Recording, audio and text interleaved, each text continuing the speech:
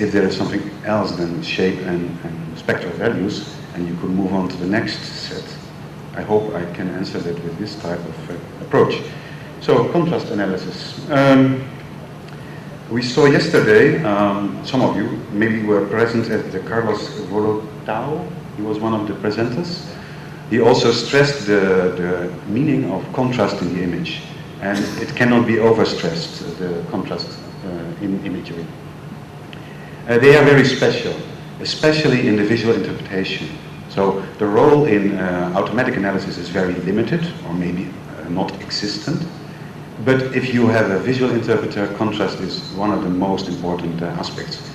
Yesterday also we discussed the topic, can you evaluate, can you say, oh, contrast contributes to 90% of the visual interpretation of the image, or 70% or 60%. So I try to find out a way how you can prove the weight of the factor contrast in visual interpretation, and if that is 80%, it should also be 80% in automatic analysis. And there is where we want to go. High contrast pixels, they have a very special relative location in an image object. If you make contrast maps, most of the time you find those contrasting pixels on what we see as being in an edge. This is curious. GEOBIA assigns labels to local homogeneous pixels, or pixel populations, and if you include these contrasting pixels into your object, you get, in my personal opinion, an artificial high standard deviation. So basically I would say, don't segment them. You throw them out before you start any segmentation. And contrast is used, or has a very old tradition in remote sensing. You can see it in MAR, very well expressed, but also in the Landgrave papers, and what Heipke was telling in the first introduction speech when he showed 40 years of remote sensing and what they did before. So when we go to a very simple image, a moon or a cheese, GEOBIA gives you the object. If you raise the values as a height value, you can say, okay, contrast in Laplace shows me I'm on a contrast pixel. And if you use gray level co-occurrence matrices from Haralick, you can say I am surrounded by homogeneous areas the moment that you are on a contrasting pixel. That was very easy in very crisp objects. You can classify crisp objects in many different ways. If you introduce variance, noise, GEOBIA has no problems with that. But in traditional approaches, convolution and homogeneity filters, you might get into trouble. So how to deal with that?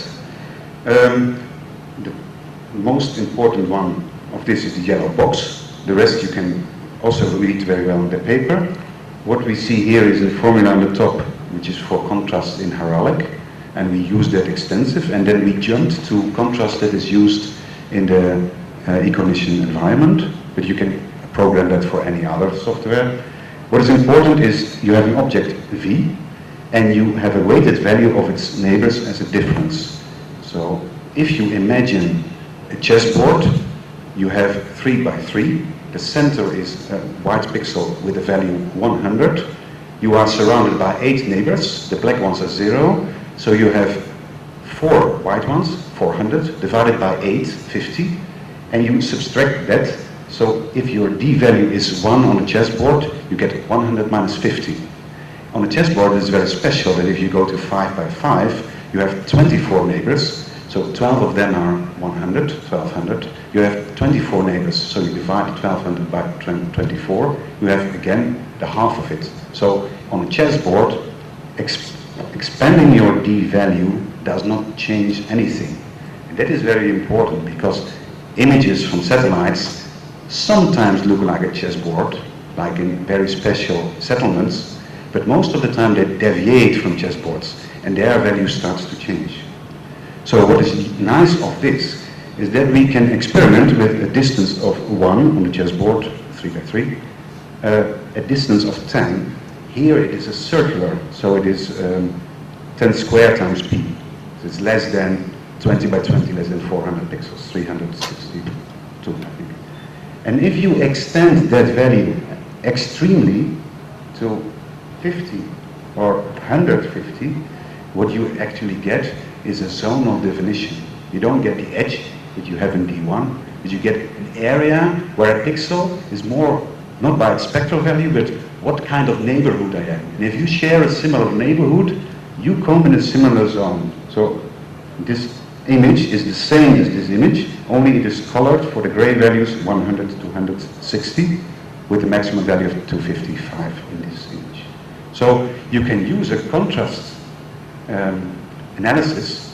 What was usually done on a single pixel, you can spread that over a sphere or a space. And you can do that not only in artificial imagery, but you can also do that in satellite images. That becomes interesting. So if we do that for white blocks, all of the value 255, we have an isolated white block, 130 by 130 pixels. We have the same block in a neighborhood of similar blocks, and we have a lot of small blocks together. If you just have that, well, you can read that later when you see the presentation in detail, throw it on your own screen and try it out on a test version, on a demo version, you can see that only the value for contrast is sufficient to split the lowest contrast of the so-called industrial area from the farm, from the settlement. Only one value is enough. So, we have synthetic simulations. You can try out what you really want to do and to clarify the problem. Then you test it against empirical evidence. That does not give a complete explanation, but you see, hey, it works well, and you try it out on the next image, it works still well. But if it keeps on working well, you have to come to an explanation, why does it work well? So if you have the rule set you see before on synthetic data, you throw it on an Iconos or a Worldview 2 image, and you look to the results. And if the results are satisfying and keep on being satisfying, you need to find out an explanation, why do you have good results? And to achieve image comprehension, you have to explain why this result is repeatable and stable over very large mosaic tiles. So the complete country of Hungary in 5-meter data is 255 tiles of 25 or 25 kilometers. It's 120 gigabyte of data, and then you have the whole country in 5-meter resolution. And you can process it with this type of analysis. And you can see that if it's seasons change, your contrast actually does not change. So this is a result that you get on GeoEye. Here you have 3 GeoEye images. They are about 4 gigabytes for each tile, so 12 gigabytes. You start processing, and what you try to do is to find a plot of every building in that Iconos image of 50 centimeters. Then you get for villages, this is the Netherlands, you get a hit on every block on almost every house. You miss 0.3 omission, so 0.3% omission. Every 1,000 houses you miss 3.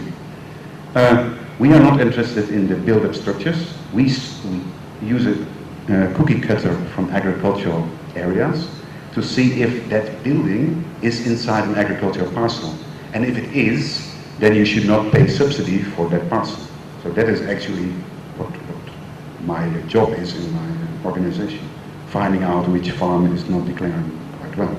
So you do that with this contrast analysis. So we have approached the heraldic textual features from the side of image classification. We see where does it improve our classification. So we used homogeneity, entropy, dissimilarity, contrast. But let's go the other way, not from the classification and the way that we are used to work in remote sensing, but go back to visual interpretation, the photogrammetrist. We see that visual interpretation can be proven to be dominant. How do you do that? I try to explain in the next slide. And the human eye is capable of just having a 0-1 image and explain, you are there, that is Sherlock Holmes, it's Marilyn Monroe, we are in Rio de Janeiro, no problem for the human eye. How do you do that for a computer? If you can do that, you are pretty good in automatic interpretation. So this is a contrast image from the GeoEye that you saw before. A trained eye can say, okay, this is the highway. It starts over here. You have a circular connection for traffic.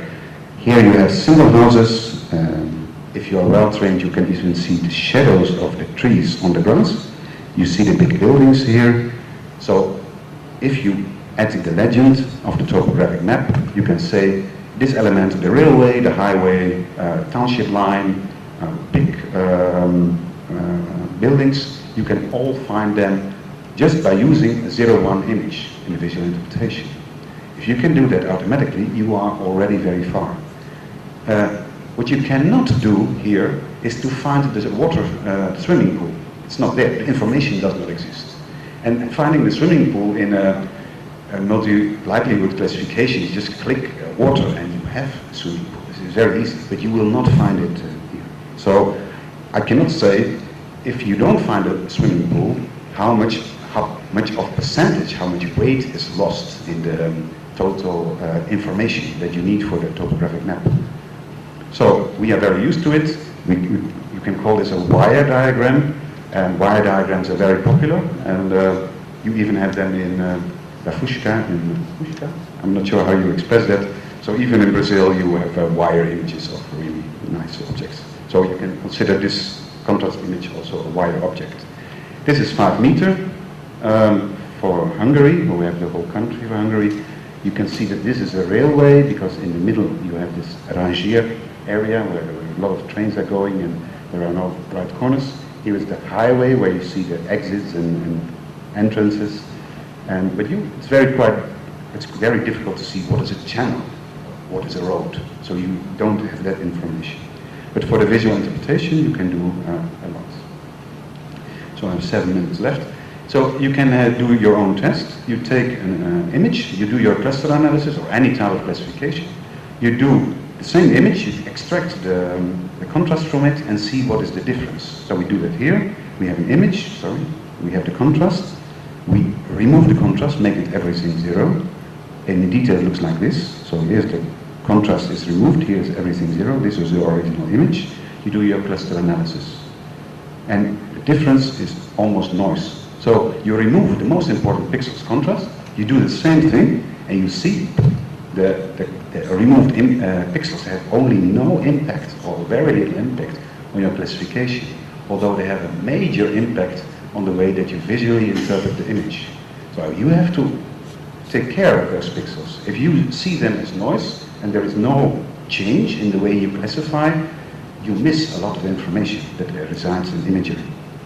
So even if you have high contrast, for the eye it's very easy to see what type of game is played on this field. But it is very difficult for a computer to teach what kind of game is played on what field, even to find the field. And then you go to a more abstract form of template matching. And yesterday, this Mr. Volotau showed a very interesting approach to that. So, what can you do with contrast? Well, what is very clear is that if the image is messed up, the contrast is absolutely high. So with contrast you can solve this type of puzzles. And we don't have such puzzles in remote sensing. So we have for each our classes, urban, forest, water, we have different type of puzzle problems. And each of them require their own approach. So contrast is useful, but something like homogeneity and entropy are texture analysis that do not help in this type of puzzle. So if you are able to clarify for your specific problem, urban analysis, what type of puzzle are you looking at, then you can find the correct analysis too. So we've talked about the chessboard before.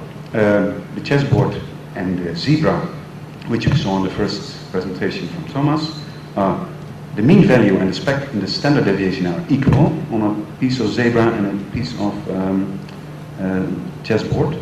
But what we need to know is that if you have an area that is high in contrast, is it high in self-similarity? Is it low in self-similarity? Is it low in homogeneity? Yeah, it is low in homogeneity. And then we must make a decision, why is this more a zebra than it is a chessboard, if you work with 0-1 image. So I have 2 minutes left. I will take 2 minutes, is okay? Or, yeah? Good. Let's transfer this to satellite data. So this is rapid eye, 5 meter. This is 1 pixel contrast. This is 25 pixel contrast. And 25 pixels is already 1,900 pixels surrounding you, so it's 5 hectares. And then certain objects, they start to appear. And for us, the farms come out better than in the one. So we use that a lot for finding farms in agricultural areas. And then you get this type of maps where you extract from a country the whole settlement layout, and even you can use that for explaining that this settlement has a lot of gardens, this is an originally middle-aged center which is growing, you have some new settlements, so you have actually the whole fabric of constructions of a whole country. And on a rapid eye image you have it for Europe. The whole of Hungary would cost you 50 days of processing on one single machine. But I think that they can do it faster here. But for Brazil, yeah, it would take then less than 6 months, less than 3 months on 5 meter. So we did the results on GeoEye. In GeoEye you don't get the single buildings, you get a lot of seats.